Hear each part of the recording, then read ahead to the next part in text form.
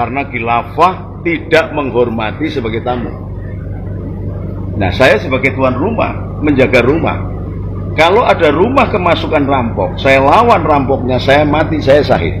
Kalau saya membunuh perampoknya tidak berdosa. Coba bayangkan, rumah Nusantara ini dihuni 260 juta. Nah, kalau kita pertahankan, kita jaga, sementara mereka merasa seolah-olah menjadi miliknya dia, mengklaim orang Islam. Mereka siapa? Kita ini masuk Islam sejak 1400 bahkan lebih tahun, abad ke-7 sudah masuk Islam itu ke tanah Jawa, dan tidak ribet kok. Karena apa? Menggunakan genetika religius. Pelajaran-pelajaran tasawuf tingkat tinggi itu diajarkan nganggo tembang. Sluku bado ilahi. Coba bayangkan ini. Ini contoh real. Di Belanda, negara Kristen pecah menjadi Belgia dan Belanda karena yang satu Kristen, yang satu Katolik. Di Inggris dan Irlandia, satu Kristen, satu Katolik. India, Buddha, Hindu, perang-perangan nggak selesai sama Islam. Di Indonesia orang Kristen, orang Katolik berangkulan. Hindu, Buddha berangkulan. Islam, Kristen, Katolik berangkulan. Ini kan goro-goro kedatangan orang-orang Wahabi, Arab kapiran yang menjadi antek-antek orang asing itu. Lalu mau merombak tatanan yang ada di negeri Indonesia. Kita lawan ya, mau lawan lu mantuk toh. Ini gondrong gara-gara melihat saya gondrong. Yang rokok sama. Saya juga merokok. Jadi kenapa khilafah kita harus tegas? Karena dia datang, tamu datang. Ya jangan kemudian cagain terus cuma di ongklak-ongklak, ya rumah saya rubuh. Gitu loh. Iya. Dia datang ya wes duduk manis, kita layani dengan baik. Dia kalau seorang penjual mau jualan HTI, jualan Wahabi, jualan Kristen, jualan Katolik, jualan Hindu, jualan Buddha, jualan Islam, silakan. Jualan kebatinan, silakan. Ana sing tuku ya monggo to. Tapi jangan sekali-sekali di dalam berbangsa dan bernegara merubah dasar negara yang disebut Pancasila. Kalau merebut, mengundongkrak, menggongkel Pancasila, merubah Pancasila, berhadapan dengan saya. Kenapa Islam di Indonesia ini sekarang menjadi Islam politik? Sehingga ada terbentuk HTI, kemudian terbentuk juga Oh P2. Salah, bukan politik. Salah sampai. Tapi mereka itu ingin mengubah dasar negara. Ya, itu bukan politik. Itu bukan Islam. HTI bukan Islam, FPI bukan Islam, Wahabi bukan Islam. Sampai salah melihatnya. Islam Nahdlatul Ulama. Islam Muhammadiyah. Bukan HTI, bukan FPI. Mereka anak antek-anteknya ISIS kok. Bukan Islam. Islam itu agama perdamaian. Islam cinta perdamaian. Saya sama pastor beliau yang saksofon, saya yang nyanyi. Tapi kenapa mereka selalu Allahu Akbar menyebut asma Allah? Ya kalau mau menyebut duyul tidak menunjukkan Islamnya. Loh. Ya. Ya karena cara yang terbaik untuk menguasai umat Islam adalah menggunakan lambang-lambang Islam. Sama dengan Katolik dan Kristen. Artinya banyak sekali. Dipecah belah menjadi banyak. Katoliknya tetap satu, terus Kristennya pecah berapa coba? 299. Islamnya? Islamnya 73 golongan. Yang itu. Semula Kristen itu cuma 72 golongan. Yahudi 71 golongan, Islam 73 golongan. Sekarang Kristen saja, kalau tidak ada Katolik berapa? Ratusan. Anda pernah melihat sejarahnya? Kenapa kok menguasai Katolik? Karena jumlahnya banyak. Teknik yang paling gampang adalah mengkooptasi agama. Jadi bukan Islam politik, nggak ada. Islam yang dipolitisir. Bukan orang-orang yang gila syahwat kekuasaan menggunakan topeng agama. Bahasanya begitu Mbak, jangan Islam begini. Oke. Jadi menurut panjenengan, bagaimana dengan PKS ini? Kalau saya nggak lihat PKS atau partai ya, Mbak ya. Kalau ini di pertanyaan untuk agama. Kalau untuk partai, saya nggak melihat. Pokoknya kalau PKS masih mengakui Pancasila, is oke. Jangankan PKS PDI pun kalau dia tidak mengakui Pancasila kita lawan. Itu aja, patokannya Pancasila. Nah sekarang sampean tahu nggak PKS apa? Ya mereka ingin mengubah dasar negara menjadi khilafah. Nah, terus apa tindakan Mbak?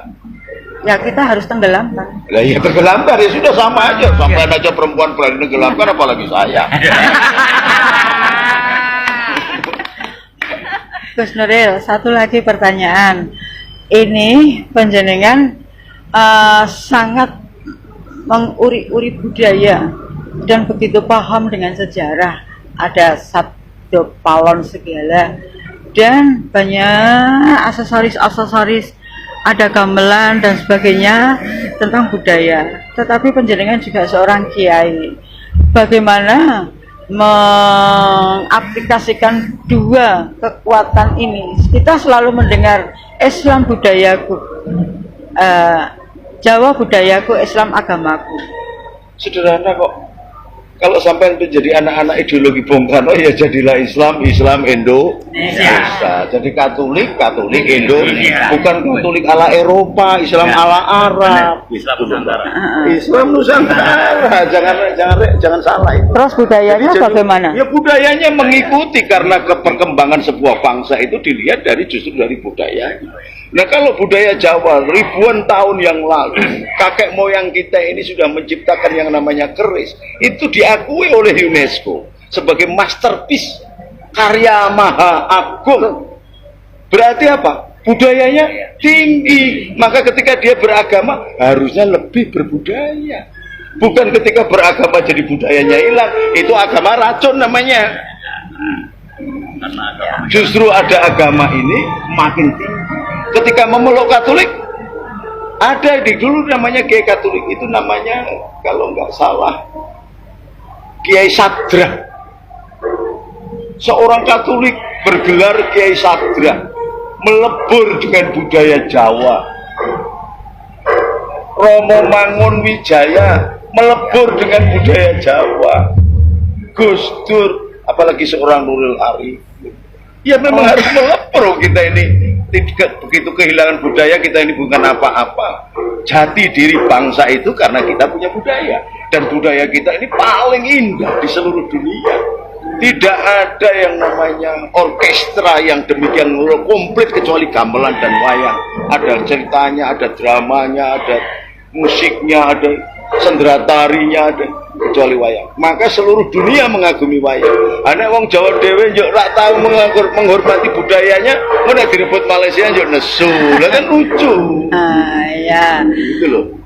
Gus Nuril, satu lagi, satu terus. Ini perkara tentang begitu banyaknya sekarang orang pakai jilbab, hijab dan cadar. Nah, kalau jagongan itu sekarang sudah tidak pakai gelungan lagi, tidak pakai beskap lagi. Bagaimana? Ya soal pakaian silakan saja. Mau kayak ninja, mau pakai ini.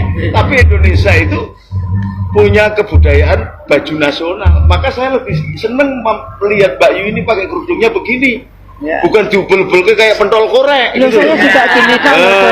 Ini busana nasional. Iya. Yang namanya nutup aurat itu maknanya hanya ditutup, bukan diumpet ke. Apalagi terus pakai cadar. Kalau umroh memakai pakaian ihram itu harus dibuka wajahnya, ya, dan telapak tangan. Nah kalau sekarang ketemu orang wajahnya ditutup katanya aurat, apa Gusti Allah ini apa umroh terus ngaceng gitu dulu. Aturan syariat tidak genah gini. Iya. Karena kepengen dulu wajahnya wong Solo gitu. Iya. Ayu.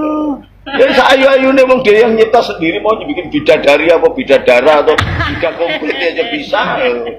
Gitu loh. Jadi ini salah kaprah. Itu budaya Arab. Beragama Islam dari Arab iya, tapi budayanya jangan dibawa-bawa ke sini. Kalau semuanya terus gawe kerudung urung gantung dibolongi jadi jubah gitu, gededer itu mana indahnya.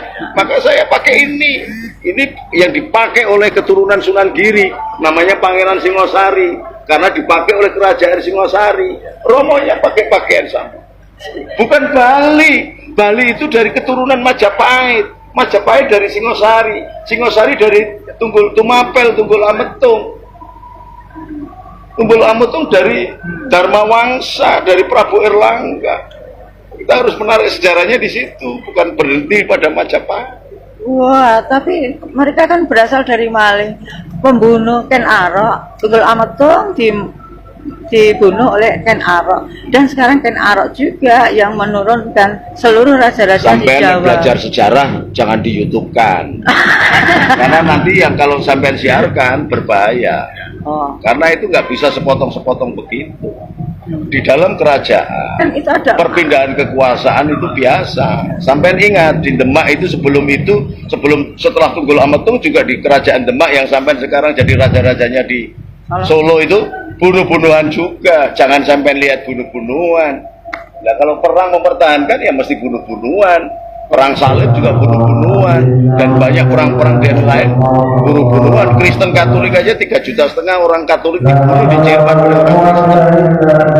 Jangan melihat sepotongnya itu kejadian sejarah.